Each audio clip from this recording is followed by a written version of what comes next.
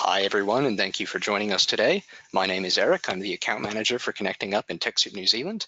Connecting Up is part of the Info Exchange Group, and Info Exchange is a not-for-profit social enterprise that has delivered technology for social justice for over 25 years. With over 100 staff across Australia and New Zealand, we tackle the biggest social challenges through the smart and creative use of technology. I would love to welcome you to today's webinar, which is having a further impact through the digitalization of your service delivery programs, which is being presented by Jason Ruffle-Smith and Jacob Yarafel. Apologies, I'm pretty sure I've just butchered your last name, so apologies, Jacob. From Leafcutter, who will be presenting today's webinar, which should be really good. We'll start with just a little quick bit of housekeeping here. All the lines are going to be muted, so if you've got any technical issues, please just type that in the questions box in the webinar panel, and I'll do my best to assist with those. Otherwise, there will be two Q&A sections throughout the webinar, one after the first part and one after the second. So if you've got any questions, please just type those in the questions box and we'll answer those at both of those breaks. Please note that your comments and questions won't be appearing to the entire group, though they will just be appearing to me. If you're on a Wi-Fi connection and have multiple programs open, this can sometimes affect the quality of the audio and video of the webinar. So if possible, just close down those other programs just so you can have the best experience you can today. Do note that the webinar is being recorded, and a link to the recording and the slides will be sent to you shortly after the webinar ends. And I'd also like to remind you that if you've got any feedback, please do feel free to send that through after the webinar ends as well. Otherwise, that's going to be it from me. So I'll pass it over to our presenters now. Hello, everyone. My name is Jason, and with me is my colleague, Jacob. Thank you very much for taking the time to join us today. I think we have a pretty good number of people that have taken the time to join us and learn a little bit more about digitalization of your service delivery programs. So we'll get cracking into it. So just a little bit about Jacob and I. Getting into it there is that I am the head of growth here at Leafcutter. I've been here for about 5 years, and when I started off in digital about 10 years ago, it was sort of more looking at membership service delivery programs at that stage and transforming that into a digital experience. Since then, times have changed and technology has definitely changed. And for me, working with Leafcutter and the not-for-profits that we work with, I've found that it's been truly inspiring, and I have found great success in the broad range of clients that we actually work with. Jacob? Thanks, Jason. And Eric, that was pretty good in my last name. It's no worries at all. I have been with Leafcutter for about just over a year, and I'm coming from an e-commerce background, so consulting with people that would like to really set up and sell online. So going into Leafcutter is a bit different because we're working primarily with NFPs, and their aim and focus and organizational structure is different. So obviously that is a bit of a shift. So working with Livewire, which was one of my first clients, taught me a lot in how NFPs work and how they think and their different stakeholders. So I have about 10 years digital experience as well. So it's been an amazing journey so far. Thank you, Jacob.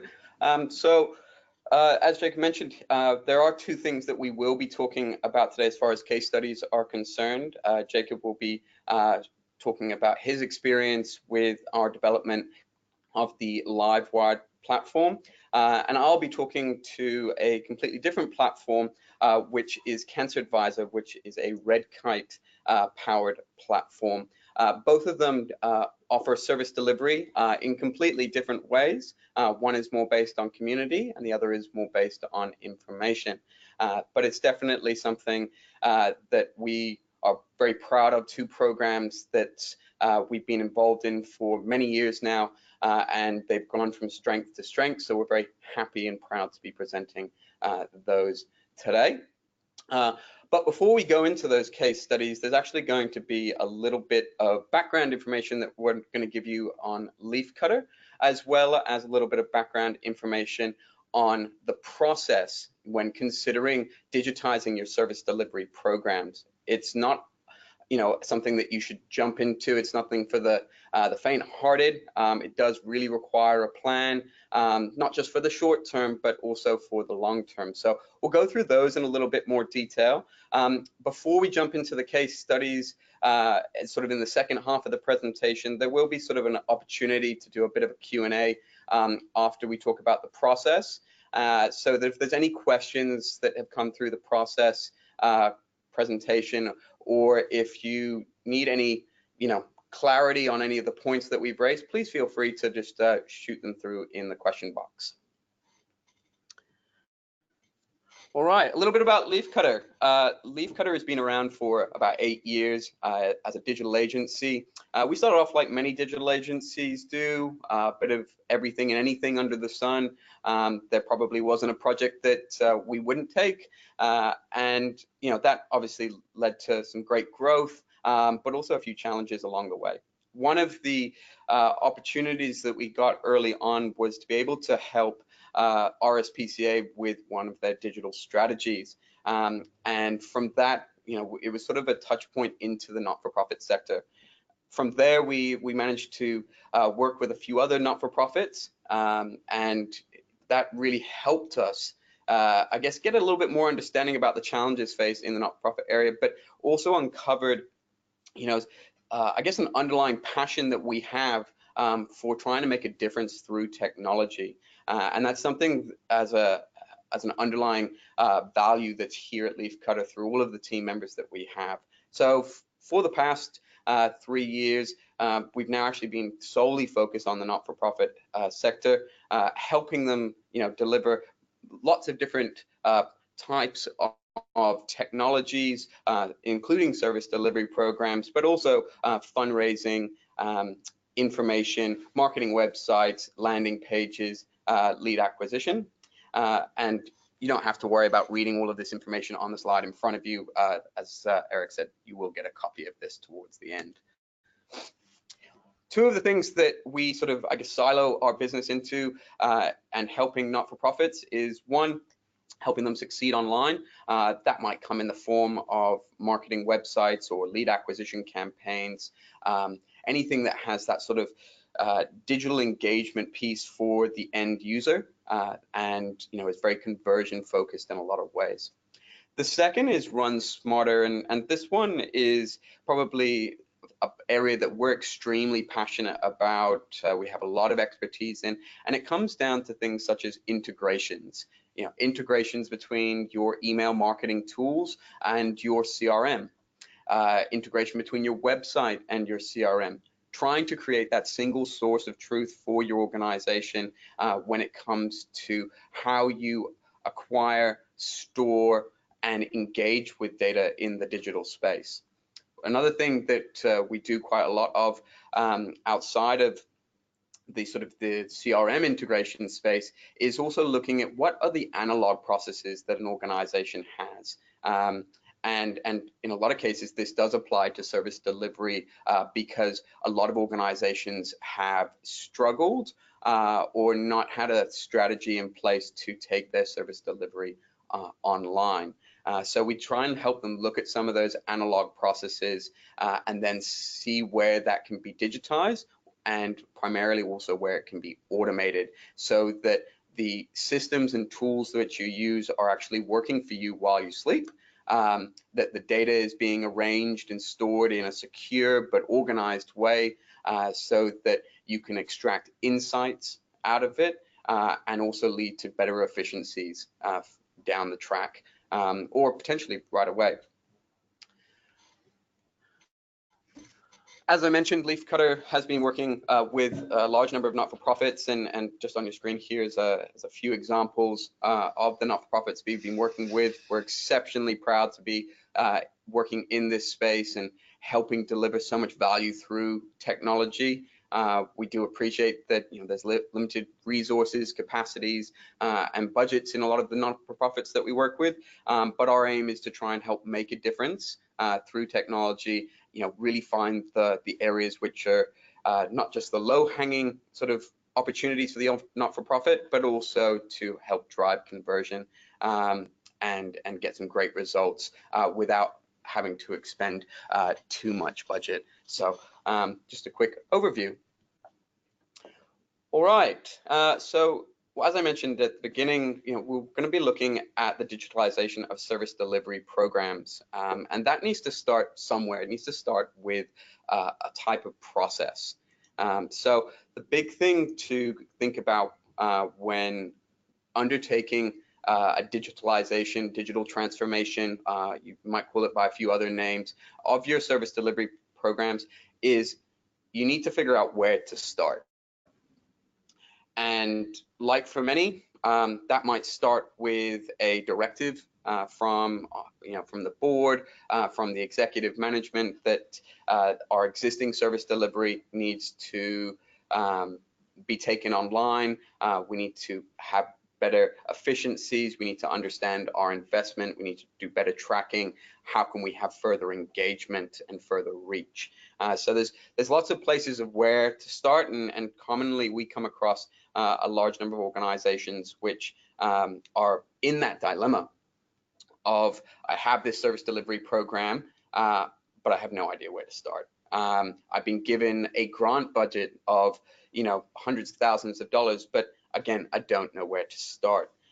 And so it's a case of looking at what are the opportunities available to you, but also what is the concept, and also talking to your end users about how do they currently engage with you, where are their challenges, and where you want to push that going forward. And before we jump into the next bit, one of the things that as an experience and a learning, when we talk about organizations which might have been given a grant or funding for digitizing service delivery, I want to talk about one particular client that we worked with not too long ago, where they were given a large sum of money to put into digitalizing service delivery. And everybody was very excited about it. The board and the management team were very excited to be given this funding. And someone in a powerful position had actually been given everyone the notion that what the organization really needed to transform its service delivery was a mobile application. And I think at that time that seemed like quite a buzzword, but that was the directive, and everybody felt that they needed a mobile application. So after doing a bit of research, they began down a path of looking into how they could use a mobile application for their digital transformation. What we ended up finding out when we actually started talking to them just before the project was due to kick off is that we just started asking some pretty basic questions about the need for this mobile application, because what it was looking like was going to happen was the several hundreds of thousands of dollars which had been allocated from their grant for this transformation project were actually going to be all used up at once for this mobile application. But it didn't appear that much research had been done into an actual user case or user cases for it. So in this instance, we started asking questions of, well, why does your end user need a mobile application? And the answer was they didn't know. Why do your admin team need a mobile application? And again, the answer was they didn't know. Was there some sort of futuristic, future-proofing roadmap here of what this application could potentially turn into or provide additional services to other areas of the business? And again, the answer was we don't know. So we basically asked them to stop at that point in time and really go back to the drawing board. At that point, they did have a bit of a concept, but they had really little idea of a plan of what they were going to do to execute it. And we came in to help them really help formalize that plan, do some discovery, and make it more of a research-driven approach. And while this might surprise many or it might come as an obvious solution, I think for many others, things such as a research-driven research-driven approach, as well as a looking at your concept and looking at your plan may not be as straightforward. So one of the biggest questions to ask is, how can you better deliver your services? What are the types of services that you deliver, and who do you deliver them to, and what do they get out of them? Do you have any understanding of what that means in terms of, how can you measure them in terms of your service delivery? Is there any current digital component to your service delivery, or is it all analog? If you potentially are one of those organizations which already does quite a lot of service delivery online or through digital means, is there an opportunity here to further enhance that and drive a further impact with your service delivery programs? So one of the big questions to ask is, how can you better deliver your services? And it's not a straightforward question. It comes with a lot of nuances. Some organizations, it might be starting really small, and the answer to that question might be, we actually don't know very much about our end users. We go out into the community, we deliver a service, but we don't actually engage or collect any of the details on those that utilize our service, because in many cases, for lots of not-for-profits, it's a case where the services are being provided for free to the community. So it's something to consider in terms of, don't think of it as a mammoth task. You can always start small and potentially get larger, but do keep in mind about how can you better deliver your services, and always think about who the end user is, and the futuristic ways, even if it starts small, of that you can enhance that engagement and you can further your impact in those communities. Once you've had thought about that, the next thing to sort of move on to is developing a concept. So when I talk about developing a concept, you're talking about how can you digitize it? What is the need for it? So some people will do a need analysis of that. Some people will look at something like the LIFT model, which is in front of you here, and what is the urgency for this? Urgency might come in many different ways. It might be that someone is looking to try and drive an understanding of who your service delivery user base is, who are your clients. It might be that you're trying to drive engagement between the organization and those clients even more than it currently is. It may be that you're trying to establish a community for those clients, or it might be that you're simply trying to find different ways to provide them with information to serve the needs of those clients, and that can come in obviously many different forms. One of the big things to do as part of the concept building side of things is to identify what is the problem area. What are you trying to solve? That in the instance I gave you before, in that example where there was a large grant, the problem they were trying to solve was they were trying to take a very analog process and move it into digital. So at least they had identified what the problem was, but they hadn't really identified a way of delivering a solution to that problem. Someone had provided an idea of a mobile application and had really pushed that through. So identifying the problem is definitely the first step, and as a problem statement. And then again, looking at, why do we need this? How quickly do we need this? What is the impact it's going to have? And that's where you start looking at things such as the urgency and the value proposition of your concept. The big thing here is to use a model that we try and use as much as we can ourselves in the office here, which is KISS. Keep it simple, stupid. It sounds pretty straightforward, but that's the big thing. Don't try and over-engineer, over-complicate. Try and keep it as simple as possible. There are so many challenges and problems that every organization face, and so it's about, if you want something to be clear, you want to make sure that it delivers value, and you can provide that in a quick and efficient way. Keep it simple. when you're developing your concept. There's also a big part here to think about perception. So perception is everything outside and inside of an organization, and it's about trying to make sure that that when you do a concept creation and you look at your value proposition, what are the perceived benefits that come from that, and what do you think of the perceived costs? The benefits are usually something that you can work on internally and come up with quite quickly. The costs might be a little bit more difficult, but I think it's always beneficial to be practical about it, and also accepting that that you might come up with a budget of X.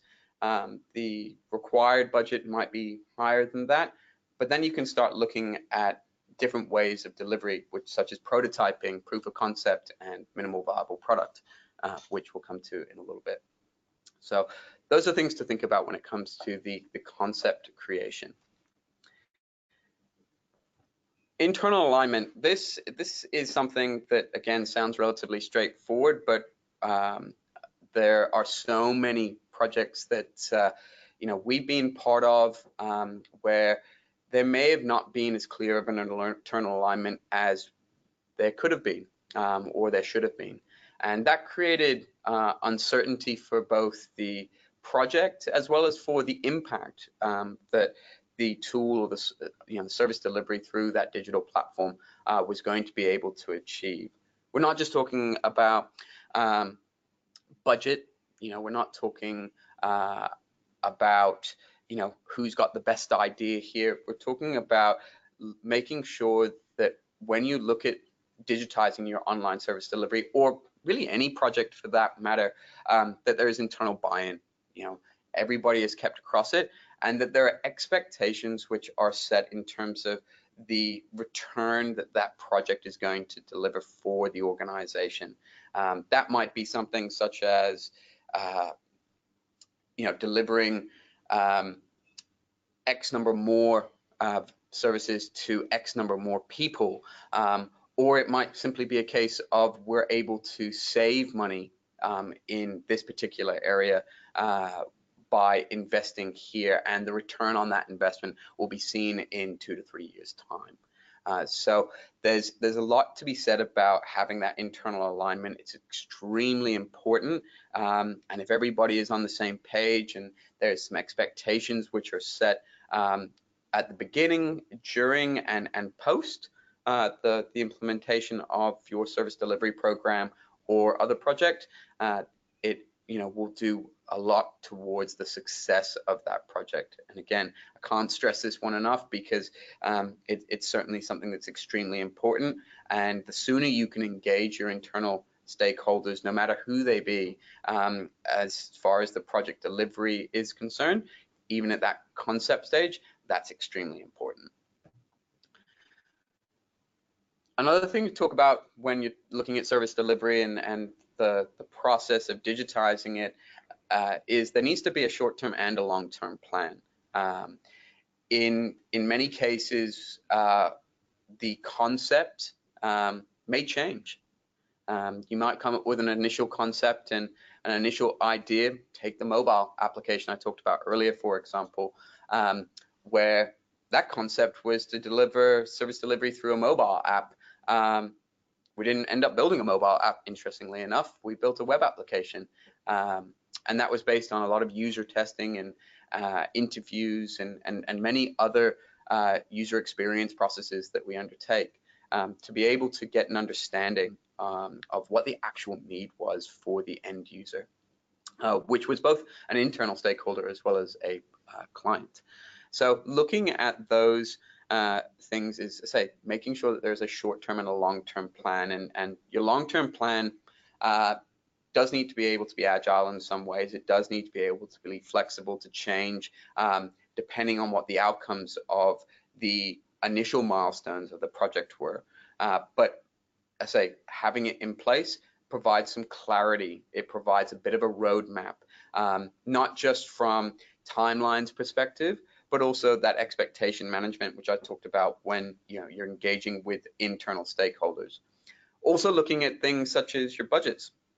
That's another important thing to consider in all of this. But again, having a plan in place provides some of that expectation.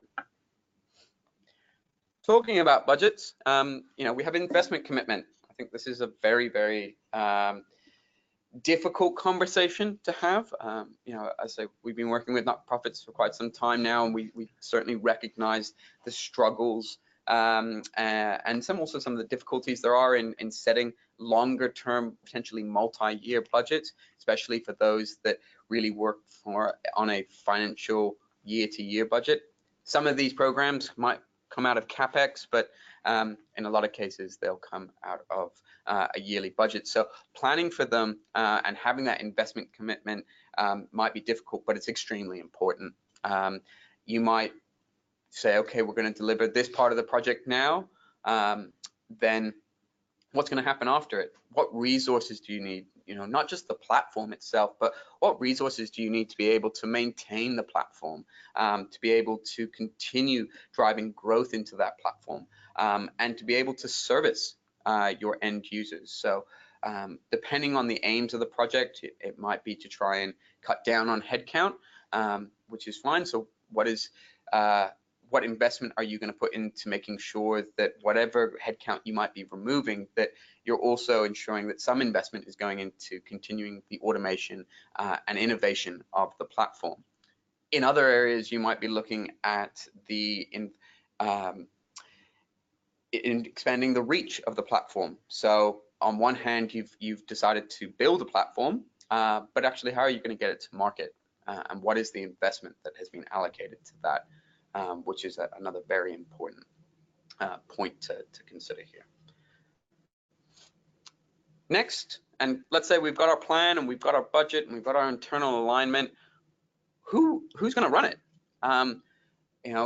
Typically we'll see that somebody is sort of just picked random, or maybe it's because they once upon a time used to manage a website or did something with a digital project, and so they'll just be chosen. But they may not have the capability, the capacity, the understanding, to be able to run it. So looking at who your internal team is, your A team for the project, is extremely important to look at that. And then that comes down to a number of different things. What is the strategy? So that includes things such as the plan and the budget and a few other things that we've already mentioned. But also, how is that communicated to the team that is being looked at? What skills do you have internally? What skills gaps are there internally? How can you fill those skill gaps? A lot of organizations nowadays have a great volunteer base. Maybe there's some of your volunteers that might be able to help facilitate some of the needs for the project. Alternatively, if that's not available, or maybe not even an option, you might look to other internal resources, or potentially hire someone on a short-term or long-term basis. There's also options of looking outside of your own organizations to third parties such as consultants and agencies to help fill any of the gaps that you might have in delivering the project. It's also very important to be critically aware of the experience that a team may or may not have in delivering a project or delivering service delivery projects and doing anything in the digital landscape. And be prepared that there may be some learning that they'll need to do to be able to actually understand and effectively do their job. Leadership is obviously also a very key thing of running any team and delivering an outcome. And two of the core parts of that is again communicating the objectives and the KPIs that are associated with that tool. So let's talk about the MVPs, the minimal viable product. So the minimal viable product is usually something that comes once a concept is created, and that might have been preceded by a proof of concept. But once a concept is created, there's the ability to create a minimal viable product. And one of the great things about the minimal viable product is that it provides something that's relatively basic, but it ticks all the boxes of being able to achieve the outcomes of the main and critical journey paths through the platform which you would be developing. And this is a big part of service delivery programs and digitizing them, is when you look at where to start, a lot of people have these grand visions, and we'll talk about a Facebook example a bit later on from here, but a lot of people have these grand visions of what their service delivery app is going to be able to achieve, what it's going to look like, how it's going to feature.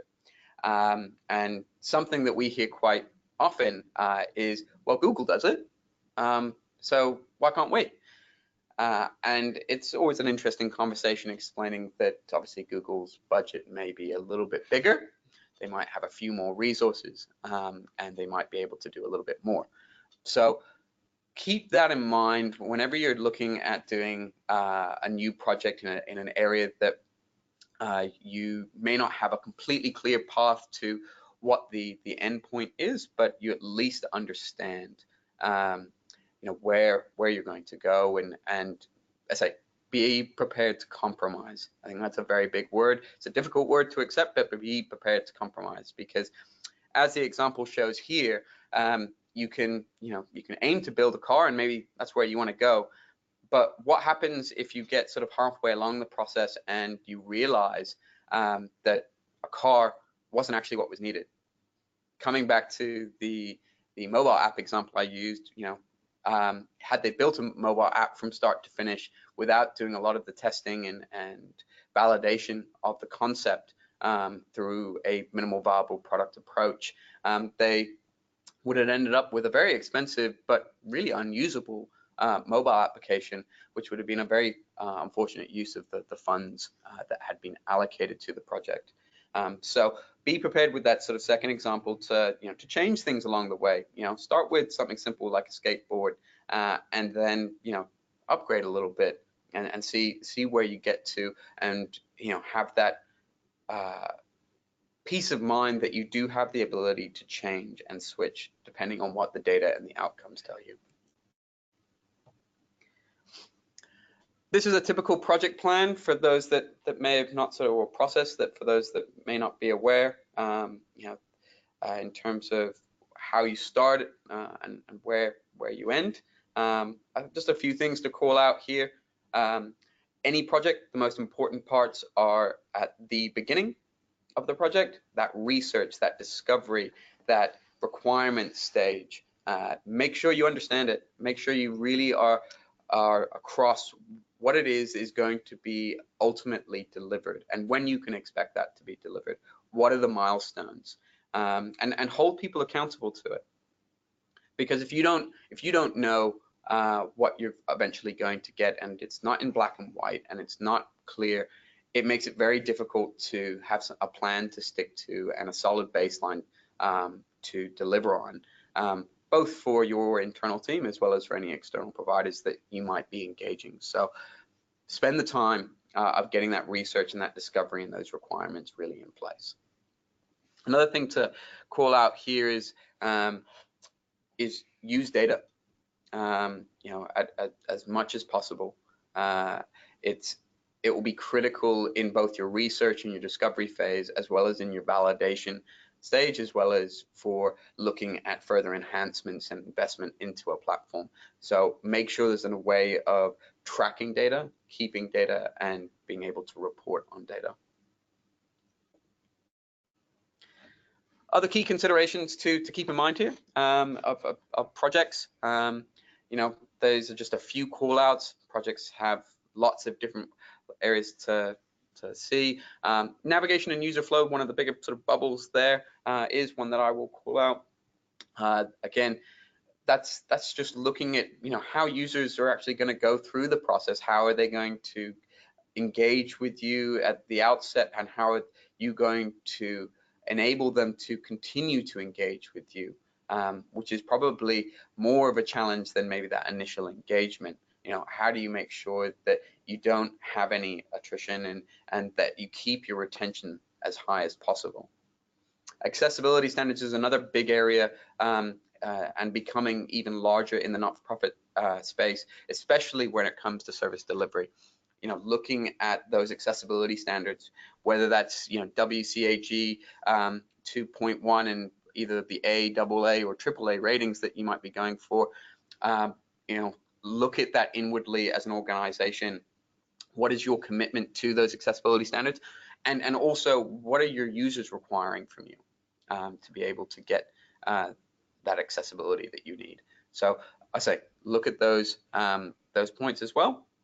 Also look at your smart integrations. How can you make the platform as integrated within your other systems and tools that you use as an organization as much as possible? And how can you automate as much as possible when you go through this process?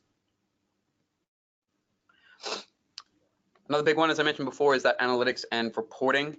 So this is really there to help drive an understanding of some of the user testing and as well as the KPIs of the project.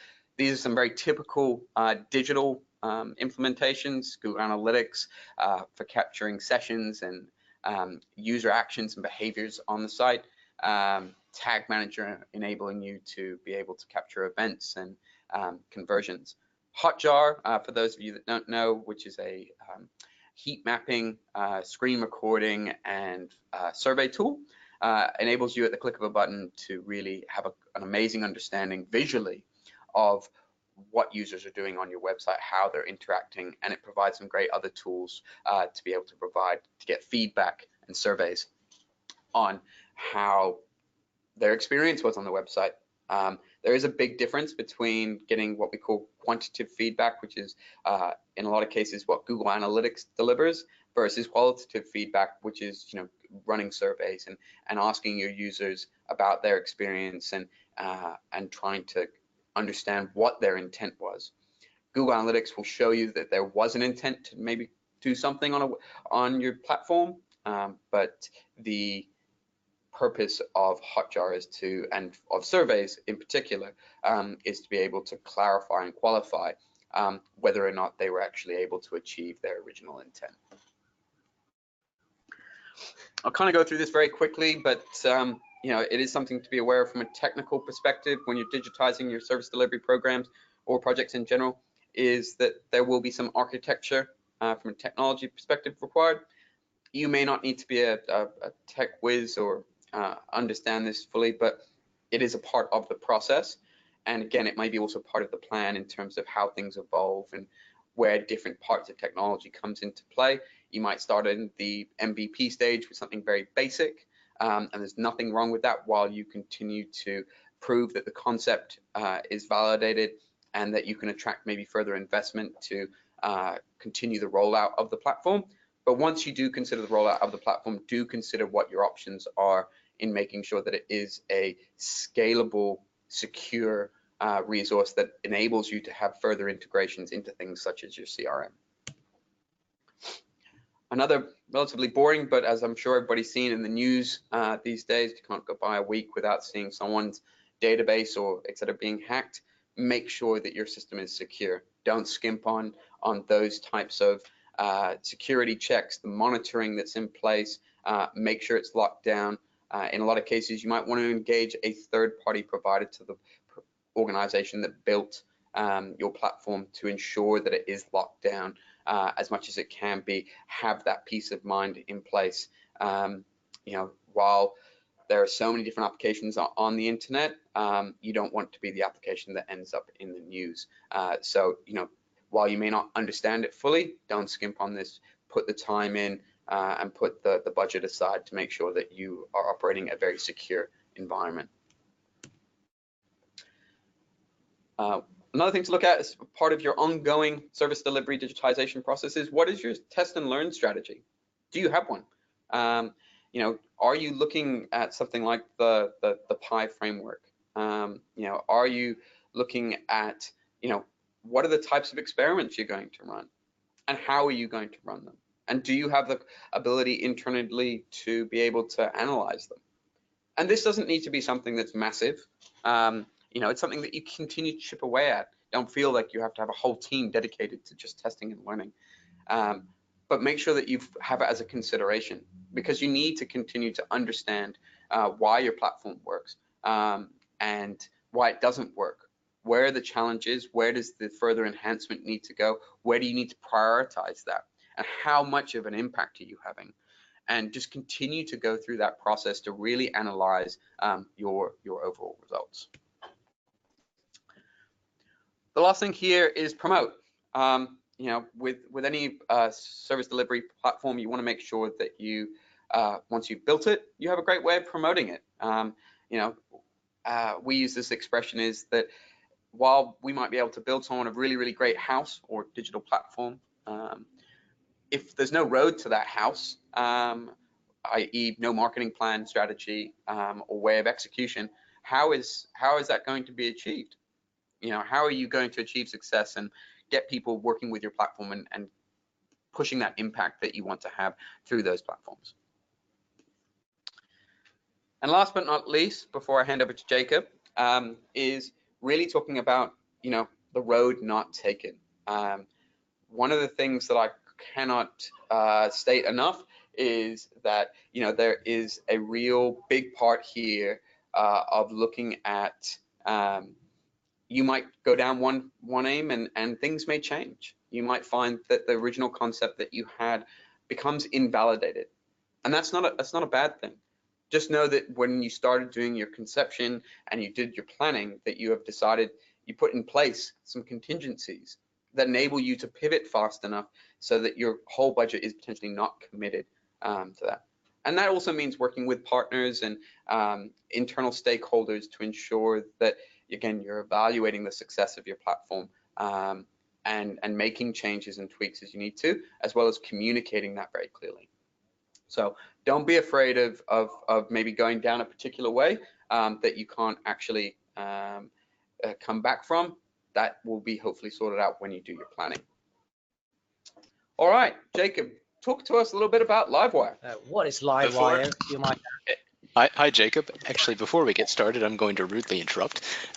Just want to give everyone a reminder that you guys can ask questions. We will be having a Q&A shortly after Jason's done here. But before we do that, actually, what we are going to do is just to jog everyone's, I guess, brains a little bit and get them thinking about how this is all potentially relevant to them. We've actually got a bit of a short poll that we're going to run.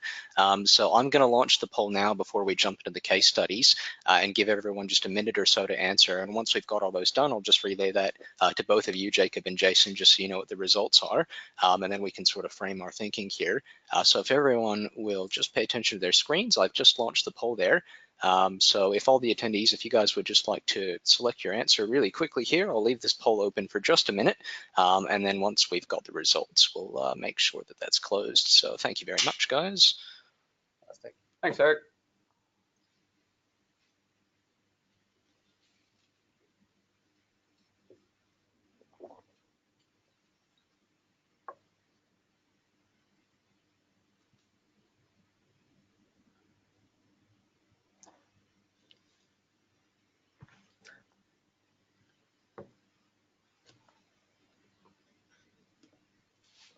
All right, just a few people left to provide their answers. I'll leave the poll open for another 30 seconds or so. If you guys would like to, that would be much appreciated.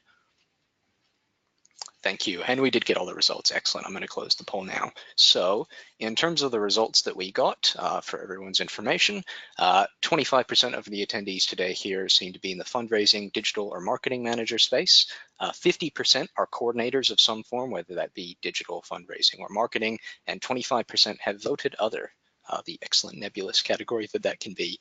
So hopefully that helps everyone out here. Thank you very much for that. Over to you guys. Thanks, Eric. All right, that's interesting indeed. Just to sort of refocus what Livewire is, Livewire is a Starlight Children's Foundation service delivery program. It's been around for about 10 years. When Starlight approached us with the Livewire, they had been online as an online community for about 4 years, something like that. But they realized that their platform needed a bit of a rehaul. It was clunky and it didn't really fulfill all the features that they needed.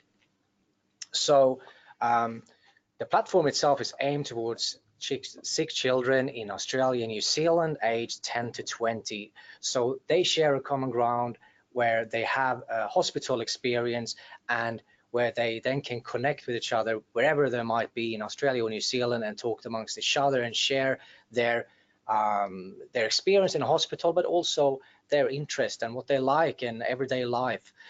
So it's quite interesting platform indeed. When they approached us, they had about 8,000 members and received about 41 new referrals per month, and their average session time, if you're interested in that, was about an hour. So we have a bit of a video here to show you that explains a bit more. Hopefully you get that.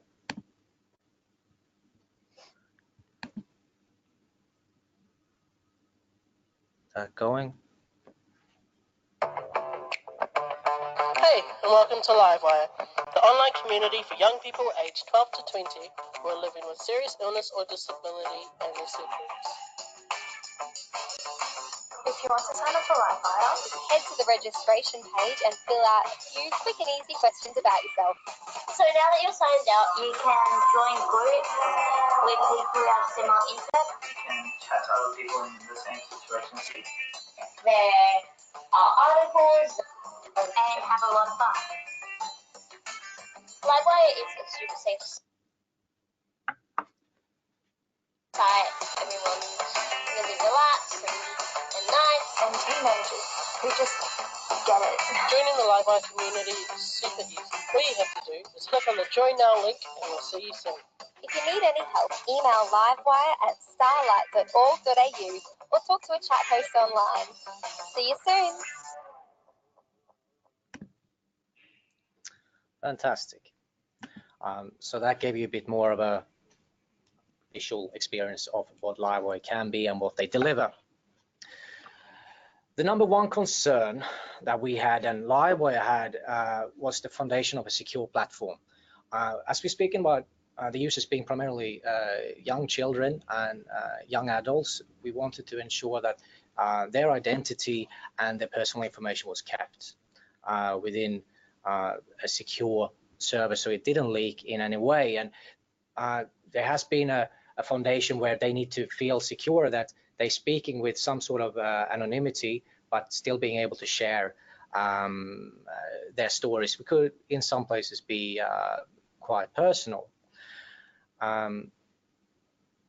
We identified how to connect with kids within hospitals and enabling them to connect and share stories. So I think that what was proposed to us was a Facebook-esque platform, and that was always on the agenda, but we needed to deliver it on a smaller scale, because Facebook it's a completely different budget. As Jason said, like, you need to be able to maintain that, to ensure that it keeps within organizational scale, budget, resources, and timeline as well. There were a number of existing platforms already in Australia and worldwide. Facebook was not on this as an example, but there was nothing really that could deliver that type of experience that Livewire had envisioned it to sort of evolve into from their existing platform, as they wanted to have primarily focused towards the actual users, which are the children and not just the families around the sick child, for example. And at that point, the forums that were there and the community platforms, they weren't really user-friendly in terms of how to navigate, how to find information. So there was a clear gap in the market for what they were looking for. So it's great they identified that perfectly. So the answer here is a community, and our concept was to have it as much selfly managed as possible, coming from a user-friendly CMS that they didn't have to contact us every time they needed to do an update. So from a back-end perspective, we needed to be able to deliver something that was technical, secure, but also very user-friendly. So that's really where we ended up. Leafcutter, we built a mobile first. That's really what we had in mind. Mobile first, because that's what children and teenagers use mostly in terms of their device. But there also needed to be two platforms. So we have a sort of welcome page where you have the sign up as you saw in the video, but then you also have the back end. I will show you some pictures of that later. So that's really where the magic happens. So it's behind those sort of the registration, which is very secure and it's being moderated in who can join. You need to send proof that you are in a hospital, that you are sick, so you can ensure that. But that's really where the magic happens in terms of how the WordPress platform functions. Our key challenge, as you can see here, is to find a balance between fun and support. So we want to be able to deliver a great community platform, but it needs to be heavily moderated because it is under 18s mostly that use it. So you need to have that tightly moderation. Our idea was to have sort of 24 hours operated chat rooms, but that from a Starlight perspective didn't really work, because that means that they need to have 24-hour moderation, so someone that's always on. So as of now, it runs between 10 a.m. and 10 p.m. where there will always be a moderator on, run by anyone in the Starlight team or a volunteer, essentially that's how that works. Whilst there is a possibility to have sort of an AI behind that sort of filters that, it can't really be relied on at this level and for this type of program. But we needed to understand the users and did confidential user interviews to get the ideas on how to use the platform. And while we couldn't get everything in here for the MVP launch, we could present a phase timeline to Livewire on these are the sort of features that could come in at the later stage. So that was really the critical point. So you can have a read about the other ones when we send over the slide. This is the result. This is really where you get behind the registration forms. You have chat rooms and articles, groups, and news feed that being updated real time whilst being moderated as well, of course. But it's really interesting, and while we can't show you a live example of this because it is it's from a security perspective and privacy perspective, this is really what you would experience when you're on there. Our key learnings that all community platforms, and I guess for all of these POC MVP products, are an ever-evolving tool. You can't just leave it behind. When the product has ended, you need to see it as, all right, so what's next? What's phase 2? What's phase 3? The investment will be an ever-going, so to say. So it's quite, it's a mindset that you need to engage yourself and your team within. That you can't just develop something and then let it be and hopefully it will take care of itself. I also want to stress that we had a big interaction with the users, both Livewire's users as well as their internal stakeholders, to be able to ensure that we could have features that they like and they don't like, and sort of put them into a roadmap. As an organization, what you need to think about is that you need to set aside enough resources to be able to properly handle a community platform or any type of MVP or POC that you have, because it will often come as a new tool that no one is really experienced with. So you need to have that sort of ramp up. And most of all, keep the platform up to date. As Jason said, it is a security issue if you have a backend that is severely out of date, so it leaves it open and you are leaving yourself exposed for breach. Our continued development have been live chat rooms, live streaming, likes and interest groups, as well as uptime monitoring and continuous improvements. For us, it's been very much to go into Starlight on a regular basis, weekly catch-ups, and being able to deliver our thoughts and ideas and taking how to improve the platform from a technical point of view and sort of tying that together in the ideas and vision that they still have up till this date. And over to you, Jason, to talk about Cancer Advisor. Thank you, Jacob. Right, so Cancer Advisor, I'm just conscious of also of time here, but Cancer Advisor is a platform which is powered by Redkite. Cancer Advisor is there to provide information to young teens and young adults for the as far as they are through their stages of their journey. Cancer Advisor came about as the need for Redkite as an organization to find a different way to engage with their users online, understand where they are in the process, and provide them with information which is based on healthcare professionals, leading industry researchers, and many other parts that they could then deliver to their users or who are looking online, because one of the biggest things that happens when people are typically diagnosed is that they go in search of information, and having this one-stop shop of the place where they could actually deliver that information and keep it was very important. Let's play a quick video here.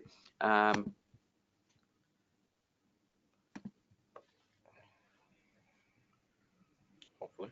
I'm Monique Keary, the CEO of Redkite. I'd like to welcome you to Cancer Advisor, our multimedia information hub for young people with cancer and those who care for them. Families constantly tell us how overwhelming it is with so much information available, and how critically important it is to have easy access to trusted information, particularly during times of uncertainty. So in 2017, we launched Cancer Advisor. Cancer Advisor has information from trusted health professionals, advice and ideas from families, and resources for every stage of the cancer experience. Thank you to everyone who has helped us build Cancer Advisor. We have over 1,000 pieces of content already, and much of this has been contributed by parents and young people with cancer. So we urge you to please keep it coming. So whether it's a podcast that you've really found interesting, some advice that you think will be helpful for other people, or it might be your own personal cancer experience, but Cancer Advisor is the platform for you to share this information with others. All right. So that's just obviously a quick overview of the platform itself. And again, we'll now look quickly at the problem space that was part of the platform, which was the fact that people are looking for information, but they need trusted information, and they want to engage with other people on a platform, based on the information to be able to provide feedback, and their own experience is with it. So this was really looking at, how can we provide a trusted source of information to users who are really looking for it. Where that ended up, where that ended up was creating a space where we basically were looking at creating something like TripAdvisor for cancer resources. So, and this is an interesting one, as you can probably tell, Cancer Advisor and TripAdvisor in the name, but one of the big things here was that we wanted to have a platform where people could face cancer together and get that important information. I think one of the things to really point out here in terms of those challenges was, understanding, where the issues were, as well as the challenges in getting that information and delivering it to users, and making sure that it was relevant to them, and at the same time maintaining that trustworthy source, which required a lot of effort from Redkite as an organization to be able to curate, moderate, and collect and publish that information for those users. As far as the looking at the transformation process here, it was really about collecting information from all types of different sources and providing it in a very user-friendly way for people to digest. And we did struggle, I think, in some cases where everybody has an opinion on some of the content that is published and how it's published, but this is where we really understood a lot of interesting things from the data and the insights that we were able to collect. And that comes back to a previous point I mentioned about making sure that you're collecting the data and getting across it as quickly as you can. So obviously a few challenges that they had to overcome here, but really understanding, having that insight from your users was very important to achieving the minimum viable product that we put together, and you can now see on your screen. Cancer Advisor is a openly accessible resource, and people can sign up to it to receive regular updates from it. They can also post content, which is, assuming that it's moderated and also is published, will then be available as an accessible resource. So it's something that's been ever growing and has been an amazing tool for Red Kite to be able to offer to not only their users, but to the wider public. I think a few key learnings from this one was that there was an MVP approach that we took with this. There was a lot of user testing and a lot of questionnaires and in-person interviews that were conducted to really get a core understanding.